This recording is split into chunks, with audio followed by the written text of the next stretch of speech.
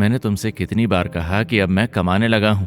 अब तुम्हें इस तरह से मेहनत करने की जरूरत नहीं है।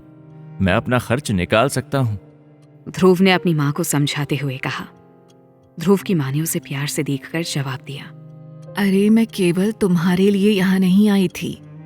मैं अपने काम के सिलसिले से यहाँ से निकल रही थी तो सोचा तुझे भी देख लूं और तुझे इस महीने का कुछ जेब खर्च भी दे दूं। तुम मेहनत से पढ़ाई करो, अभी कमाने के बारे में मत सोचो। अभी तुम्हारी माँ जिंदा है, बाद में पूरी जिंदगी पड़ी है कमाने के लिए। अपनी माँ की बात सुनकर ध्रुव मुस्कुराकर कुछ देर उन्हें देखता रहा। माँ अपने कपड़ों को अपनी शॉल से छिपा रही थी। माँ ने पिछले 3 सालों में कुछ भी नहीं खरीदा था। उनके पास एक भी अच्छा कपड़ा नहीं था। ध्रुव ने थोड़ा मुस्कुराकर कहा, चलो माँ, आज मैं तुम्हारे लिए कुछ नए कपड़े खरीद लूं। तुम्हारे पास एक अच्छा कपड़ा नहीं है। ध्रुव की बात सुनकर माँ थोड़े बनावटी गुस्से के साथ बोली, कोई जरूरत नहीं है, मेरे पास मेरे काम भर के काफी कपड़े हैं। अभी तुम अपने पैसों को संभाल कर खर्च करो और पढ़ने में मन लगाओ। कपड़े फिर कभी खरीद लेंगे। ध्रुव जिद करते हुए बोला, माँ चलो ना, मैंने सच में अपनी पहली कमाई से तुम्हारे लिए कुछ खरीदने के लिए सोचा था। चलो मैं तुम्हारे लिए कुछ अच्छे से कपड़े खरीद लेता हूँ। थोड़ी देर तक ऐसे ही जिद करने के बाद अंत में माँ चलने को तैयार हो जाती हैं। ध्रुव अपनी माँ को लेकर एक मॉल में आ गया। ध्रुव केवल कपड़े ही नहीं खरीदना चाहता था, वो अपनी माँ को इस तरह की जगह भी दिखाना चाहता था। ध्रुव चाहता था कि उसकी माँ दुनिया में होते हुए बदलावों को भी देख सके। दोनों ऐसे ही विंडो शॉपिंग करते जा रहे थे।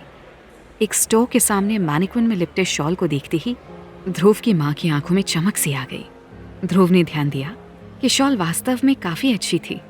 एक दिन पहले वो उसी स्टोर के सामने से गुजरने के लायक भी नहीं था, पर आज वो चाहता तो पूरा स्टोर खरीद कर अपनी माँ के पैरों में डाल सकता था। आओ माँ, अंदर चलते हैं। ध्रुव और उसकी माँ स्टोर में दाखिल हुए। वो साधारण से कपड़े पहने थे। उन्हें आता हुआ देखकर स्टोर अटेंडेंट उन्हें ग्रीट करने आ गई। हेलो सर, हेलो मैम, मैं आपकी क्या मदद कर सकती हूँ? ध्रुव ने स्टोर अटेंडेंट को देखा। उसकी ड्रेस पर उसका नाम लिखा हुआ था। उसका नाम पढ़कर ध्रुव ने उसे नाम से बुलाते हुए कहा, हाय डेजी, मैं अपनी माँ के लिए कुछ अच्छी सी ड्रेस खरीदना चाहता हूँ। क्या आप बाहर मैनेकिन में जो शॉल लगे हैं उनमें से कुछ दिखा सकते हैं?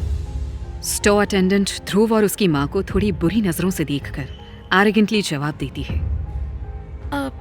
ओके सर, हमारा स्टोर ना थोड़ा महंगा है, मुझे नहीं लगता यहाँ आप लोगों के लिए कुछ मिलेगा। स्टोर अटेंडेंट ध्रुव और उसकी माँ का रास्ता रोककर खड़ी थी। इसके साथ ही उसने स्टोर के एक मेंबर को फर्श की ओर इशारा किया। दूसरा शख्स कोने में खड़ा था। वो वैक्यूम लेकर उस जगह को साफ करने लगा जहां ध्रुव और उसकी माँ खड़ी थी। स्टोर अटेंडेंट काफी एरोगेंट थी। अपनी इस हरकत से उसने बगैर बोले कह दिया था कि आप लोग बाहर निकल जाइए।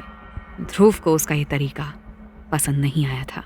उसने हैरानी से पूछा, क्या मतलब है आपका? जिस पर स्टोर अटेंडेंट ने बहुत लापरवाही से जवाब दिया, मतलब ये है कि आप लोग इस स्टोर के कपड़े अफोर्ड नहीं कर सकते, तो प्लीज आप अपना और हमारा टाइम वेस्ट ना करें। इतना कहकर स्टोर अटेंडेंट ने अपनी भौं ऊपर उठाकर लक्ष्य को देखा। लक्ष्य उसकी इस बेहुदी हरकत से नाराज था।